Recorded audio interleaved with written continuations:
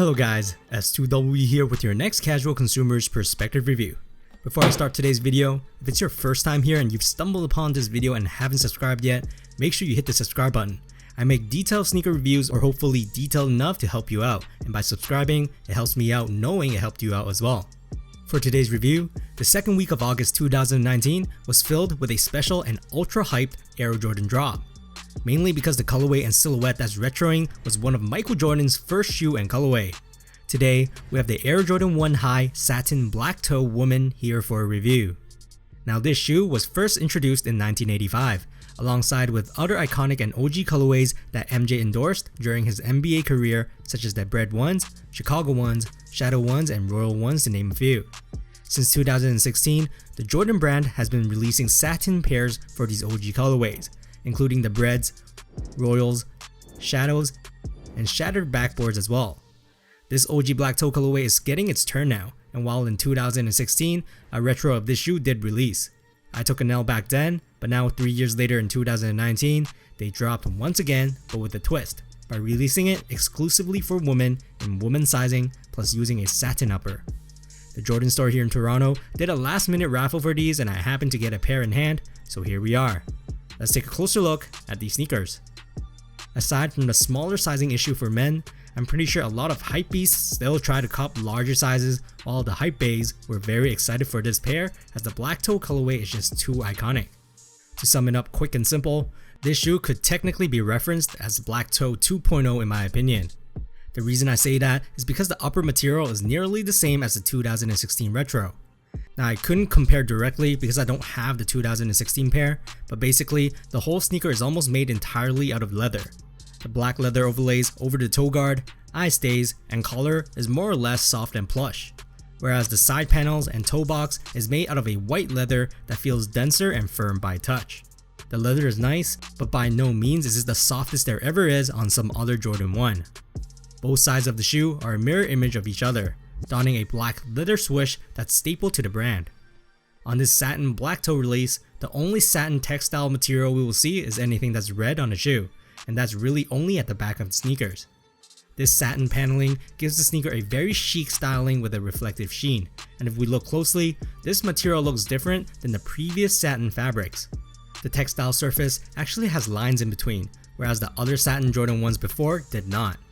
Just a different aesthetic choice in my opinion, nothing drastically different, but definitely gives this fabric some visible texture. But as you can see, the line arrangement on the satin is so close together that my camera is picking up the moire, the wavy pattern you're basically seeing. I assure you it's not like this in person. The satin is just shiny. The other thing that's different visually is the Wings logo seen at the lateral padded collar. Instead of most satin Jordan 1s where it's stitched, this one features a metal badge for that luxe appeal, almost as if it's pinned onto the textile.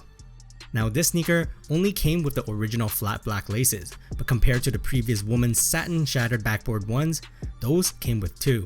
So definitely for this release, they have scaled back with the freebies. And then below these laces is your regular cushioned foam tongue seen on other Jordan 1s as well.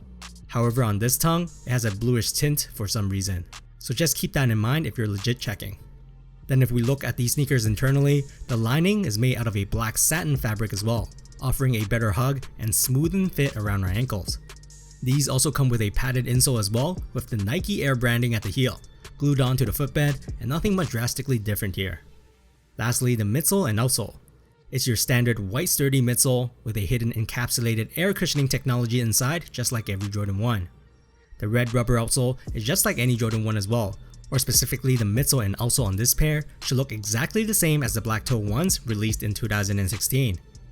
Now usually, this section is for my fit footage of the shoes, but unfortunately after seeing them in person, I am personally not sure if I want to 100% keep it or not. Reason 1 is I don't own the OG leather black toe ones. If those were to re-release again, I would definitely want that pair instead of this half leather half satin alternative. Also reason number 2 is the resale price. If I were to sell these and break my quote-unquote never pay for resale guideline to purchase the 2016 Black Toe Retro with leather everything, I still would have money left over. Not saying I'm not a fan of these, but at the end of the day, because I don't own a pair of the OG Black Toes, I kinda want the sneaker to be as close as the OG as possible.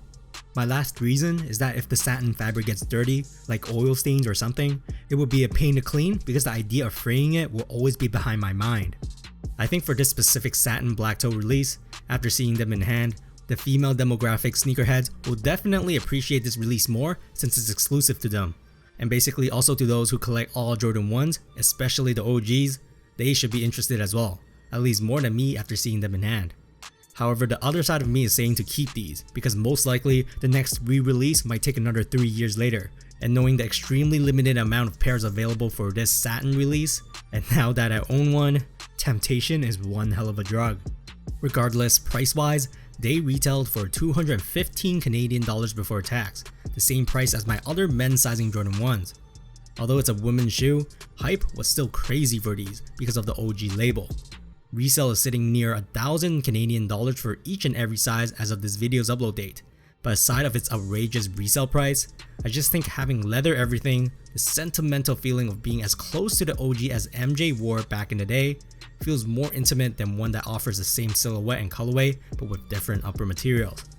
As always, throw me some likes if you like this video, hit the subscribe button if you haven't already, and let me know in the comments if you were to pick between the 2016 Black Toe 1s versus these satin Black Toe 1s, which would you rather own? Because that's my dilemma right now. That's it for today. S2W signing off.